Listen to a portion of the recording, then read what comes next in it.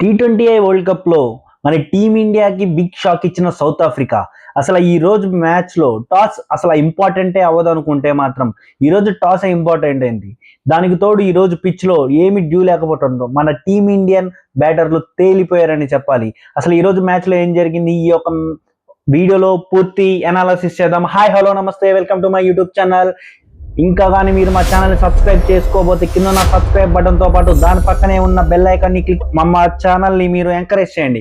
ఇంకా లేట్ చేయకుండా మన వీడియోలోకి వెళ్తే టాస్ విషయానికి వస్తే టాస్ గెలిచిన south Africa they selected to bat first. దీనికి కారణం లాస్ట్ డే అంటే నిన్న ఏమి డ్యూ రాలేదని గమనించిన బోత్ ది కెప్టెన్స్ మన సూర్యకుమార్ యాదవ్ కూడా ముందుగా టాస్ గెలిస్తే బ్యాటింగ్ ఎంచుకుందాం అనుకున్నాడు.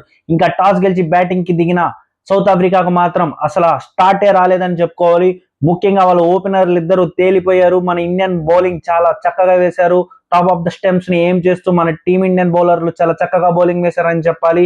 బుమ్రా, హర్షదీప్ సింగ్ వీళ్ళు చాలా చక్కగా బౌలింగ్ వేయడంతో మన టీమిండియాకి మంచి శుభారంభం దక్కింది.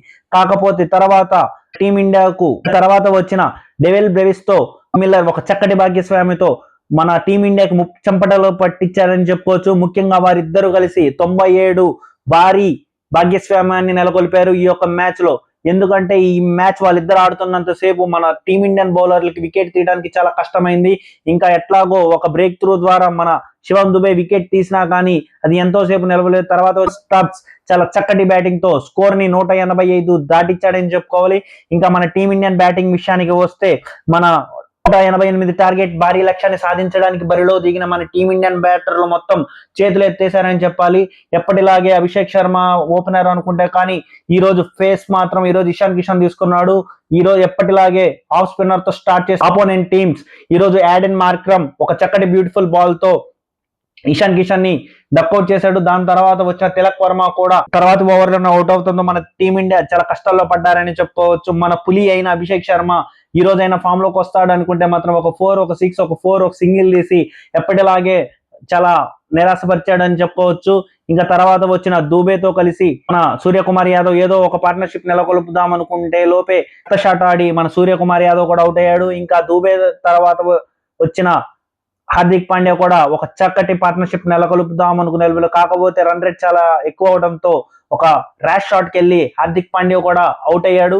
ఇంకా తర్వాత వచ్చిన రింకు సింగ్ వాళ్ళ తర్వాత వచ్చిన బ్యాటర్లు అందరూ ఇంకా పెవిలియన్ చెందగా శివన్ దుబే ఒక్కడే ఒక ఎండ్ లో నిలకడగా ఉండి ఒక ఏదో రన్ రేట్ కాపాడే ప్రయత్నం చేశాడు. కాకపోతే తాను అవుట్ అవుతుందో ఇంకా మన టీమిండియా ఒక భారీ మార్జిన్ తేడాతో ఈ T20I వరల్డ్ కప్ లో ఓడిపోయిందని చెప్పాలి. 111 పరుగులకి ఆల్అౌట్ అయ్యి మన టీమిండియా చాలా నిరాశపరిచిందని చెప్పొచ్చు. కాకపోతే నెక్స్ట్ రానున్న 2 games West Indies versus team India and Zimbabwe versus team India ఈ 2 మ్యాచెస్ చాలా కీలకంగా మారున్నాయి. దాంతో పాటు అపోనెంట్స్ టీమ్స్ యొక్క గెలుపు ఆశలపై కూడా మన టీమిండియా ఉంది. ముఖ్యంగా ఈ మ్యాచ్ తో మన టీమిండియాకి రన్ రేట్ చాలా దిగిపోయిందని చెప్పుకోవచ్చు. ఇంకా ఈ మ్యాచ్ లో జరిగిన తప్పుల విషయానికి వస్తే మాత్రం ముందుగా అక్షర్ పటేల్ ని ఆడించకుండా సుందర్ ని ఆడించడం చాలా పెద్ద బ్లో అని చెప్పుకోవాలి. ముఖ్యంగా లెఫ్ట్ హ్యాండర్స్ ఉన్నప్పుడు సుందర్ ని తీసుకురాకపోవడం ఒక బ్లో అయితే మాత్రం దాని తర్వాత తాన్ని లెఫ్ట్ హ్యాండర్స్ ఉన్నప్పుడే తీసుకురావాలనుకున్నారు. కాకపోతే అది మాత్రం జరగలేదు.